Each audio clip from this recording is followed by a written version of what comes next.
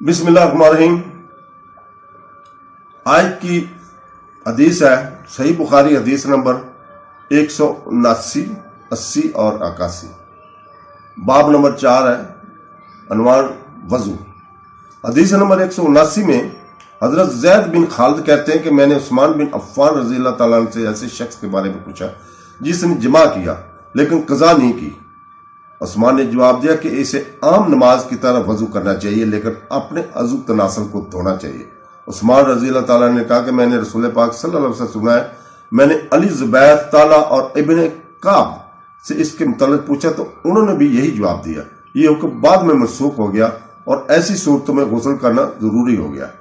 تو دوستو، اللہ تعالیٰ ہمیں سیدھے راستے پہ چلنے کی توفیق عطا فرمائے۔ حدیث نمبر 180 میں حضرت ابو سعید خدری رضی اللہ تعالیٰ عنہ سے روایت ہے کہ رسول پاک صلی اللہ علیہ وسلم نے ایک انصاری آدمی کو بلوایا جو اپنے سر سے پانی کے قطرے لے کر آیا۔ آپ صلی اللہ علیہ وسلم نے فرمایا، شاید ہم نے تمہیں جلدی کرنے پر مجبور کیا ہے، کیا نہیں؟ انصاری نے جواب دیا کہ ہاں۔ آپ صلی اللہ علیہ وسلم نے مزید فرمایا، اگر تم جماع کے دوران جلدی کرنے پر مجبور ہو یا تم نے غسل نہ کیا تو تم پر وضو واجب ہے۔ یہ حکم بعد میں منسوخ ہو گیا، یعنی غسل کرنا ضروری ہو گیا تھا۔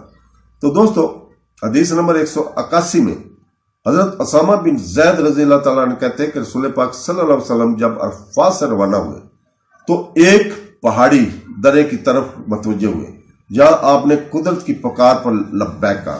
میں نے پانی ڈالا اور آپ صلی اللہ علیہ وسلم نے وضو کیا۔ پھر میں نے آپ صلی اللہ علیہ وسلم سے کہا، اللہ کے رسول، کیا تم نماز پڑھو گے؟ انہوں نے جواب دیا، مصلی نماز کی جگہ تم سے آگے مزدلفہ میں ہے۔ تو دوستو، اللہ تعالی ہمیں نماز پڑھنے کی توفیق عطا فرمائے اور قرآن اور سنت پہ چلنے کی توفیق عطا فرمائے۔ آمین ثم آمین۔ اللہ حافظ۔